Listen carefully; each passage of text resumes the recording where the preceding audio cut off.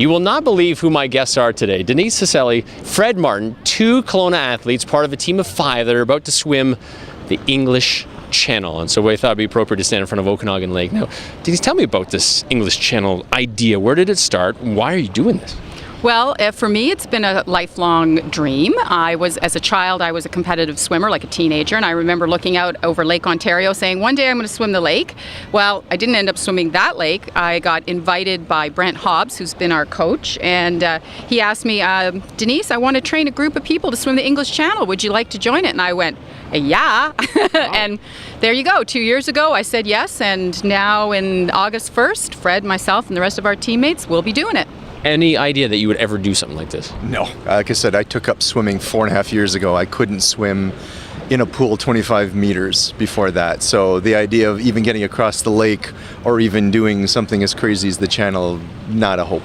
Now you're doing it as a team of Yes. 5. So how long do you swim? Do you do it in intervals? Yes, we each take a 1 hour interval. Okay. And after our swim, we have a couple hours, quote unquote, off before we have to go back in the water again. So we'll be rotating. Once our team is set up, like in the intervals that we're doing it, we are not allowed to change, because if you don't do your hour, you automatically disqualify, and the whole team gets disqualified. So it's really important that we stick to the order that we're going to be swimming in. I'm glad you mentioned that, because there are rules for this. You just can't jump in the channel and just start swimming across, right? No. So there are pretty strict rules. Were you surprised that there were so many different kind of rules when you signed up? Yeah, some of them. There's some very strict rules because they've been doing it since 1875, I think.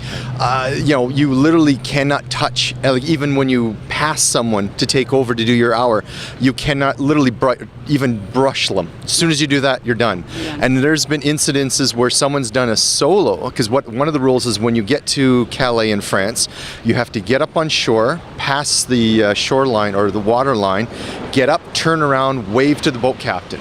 No help.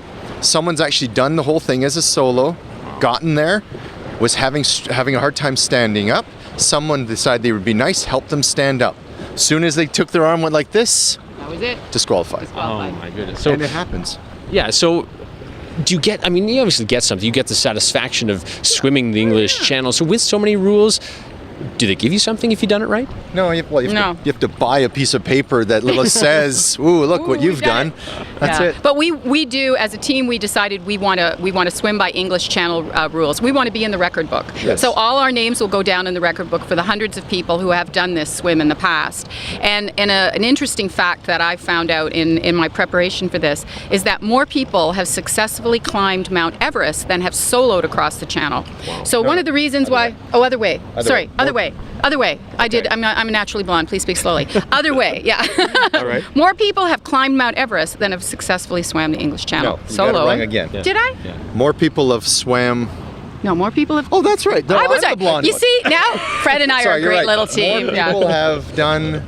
More people have successfully climbed That's Mount right. Everest than swam the English Channel. Good thing you're doing this as a team. No kidding. Right. As you can tell, we've had lots of fun in our training, and we have some great. Our other team members couldn't make it with us, and really, Mike Stamhus, who's our team captain, and he's our ringer. I mean, he's the guy who holds the world championships, and also he is a FINA, meaning he's got all the rules, all the regulations. He's a teacher, he's a coach, he's our top guy there. And Tracy Sutton is also an amazing athlete in her own right. Leora Dahl, again, all of our teammates.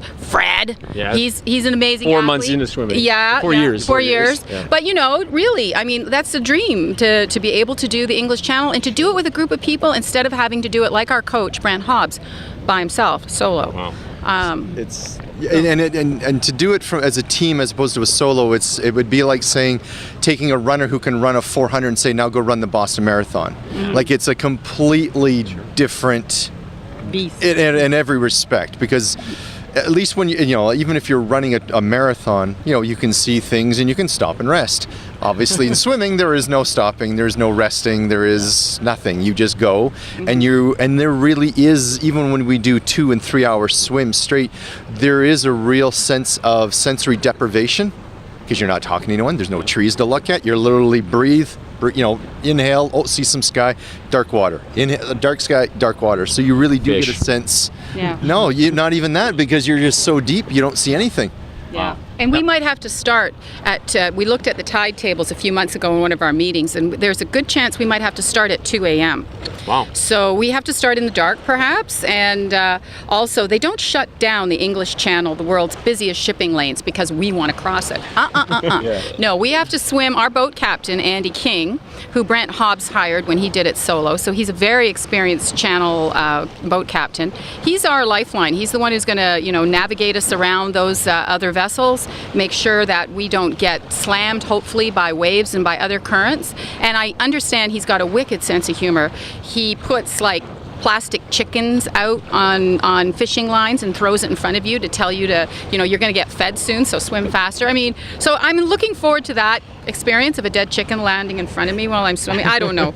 No, I'm like Phread says, it's sensory deprivation. All you're doing is seeing black, green water, and you talk to the fishies and then you breathe, and you talk to the fishies and you breathe. They call it talk, meaning we're exhaling and swim as fast as you can. Exactly. You don't want to let the team down. No, don't want to let the team down. Guys, best of luck. Thank you.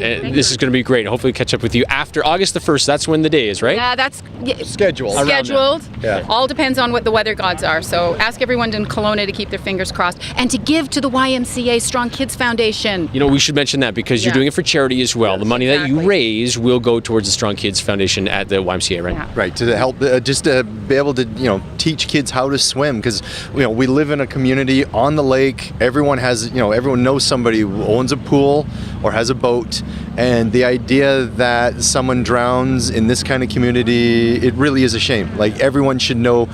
They don't have to be able to get across a lake. They just need to be able to know how to that. Okay, if I get fall in something, slip into something, how to at least stay calm. That, okay, I've been in this environment of water before. What do I do? Yeah. I know I've been here before. Okay, I can get to the shore and I'm fine. Yeah. Well, guys, good luck. The Thank you, English Ryan. Channel in August. Lake Phread Mustard. and Denice will be part of a team of 5 from Kelowna tackling the English Channel.